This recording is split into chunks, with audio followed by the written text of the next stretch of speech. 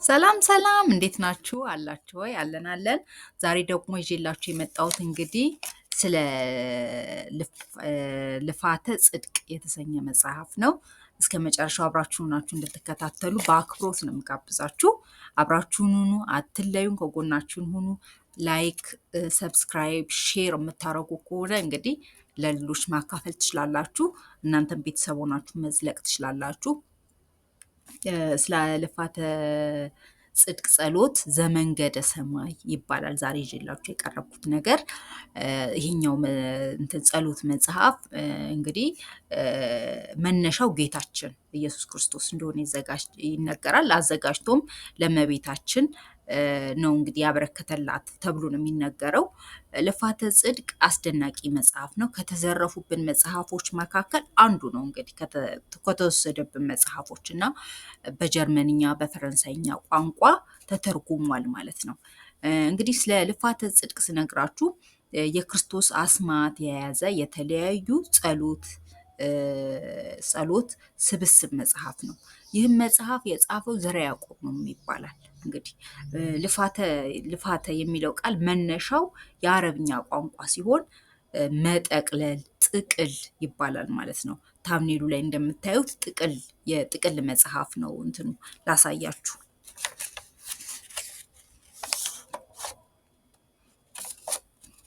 ይሄ ጥቅል ማለት ነው። እንግዲህ እንደምታዩት የጥቅል ነው። እነዚህ አንገት ላይ የሚደረጉ በቆዳ ተሰርተው አንገት ላይ የሚደረጉ ናቸው። ይሄ ነው ስዕሉ፣ ፒክቸሩ ይሄ ነው። ልፋተ ጽድቅ ይባላል ማለት ነው። መነሻው የአረብኛ ቋንቋ ነው። መጠቅለል ወይ ጥቅል ነው የሚል ትርጉም ነው ያለው።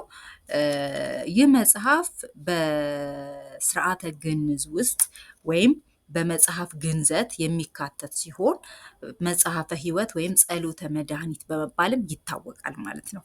ይህ መጽሐፍ በሚጸለይበት ጊዜ በስጋ በሞት የተለየች ነፍስ በሰላም ወደ አጸደ ገነት እንድትጓዝ ይረዳል ተብሎም ይገመታል ማለት ነው።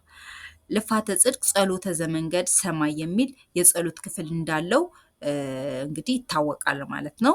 ከ18ኛው ክፍለ ዘመን ጀምሮ አባቶች በቁመታቸው ልክ አሰርተው፣ ይሄ ነው መጽሐፉ እንዳልኳችሁ፣ በቁመታቸው ልክ አሰርተው በተለያየ የእግዚአብሔር ህቡ ስሞችና ጠልሰሞች አጽፈው ከክፉ መናፍስት ከድንገተኛ መቅሰፍት እንዲሁም ህይወታቸውን ከሚበጠብጥ መናፍስት ለመከላከል ጠቅልለው አንገታቸው ላይ ያስሩት ነበር ማለት ነው። በሞት ጊዜም አብሯቸው የሚቀበርበት አጋጣሚ አለ ማለት ነው። ሲሞቱም አብሮ ነው የሚቀበረው።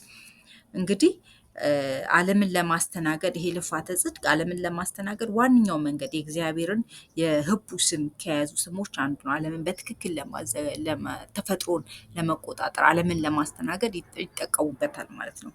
ከስነ ከዋክብትም ጋር የሚያገናኙት አሉ ማለት ነው። መረጃ አለ ከስነ ከዋክብት እንደ አቡሻክር እንደምናምን ጋር ተገናኝቶ አብሮ የሚሰራም ነው ማለት ነው። በተለይ ተፈጥሮን ለማስተዳደር እና ለመጠቀም የያዙ ህቡ ስሞች አሉት። ዛሬም ይህንን መጽሐፍ ብንጠቀምበት ወደ ሌላ ደረጃ ላይ ለማድረስ ይቻላል። ጥንታዊቷ ኢትዮጵያ እንግዲህ ከግብፅም ከምንም በፊት ስልጣኔ የነበራት ህዝቦች ነን እና ከክርስቶስ ልደት በፊትም ከክርስቶስ ልደት በኋላ የራሳችንን ጥሩ ሳይንሳዊ ግኝት ያለን ኢትዮጵያዊ ነን። ለዛም እንግዲህ ይህንን መጽሐፍ አዘጋጅተን ልፋተ ጽድቅ ያዘጋጅተን የድሮ ኢትዮጵያውያን ይጠቀሙበት ነበር ማለት ነው። እንግዲህ ይህ መጽሐፍ ብዙ ስብስቦች አሉት።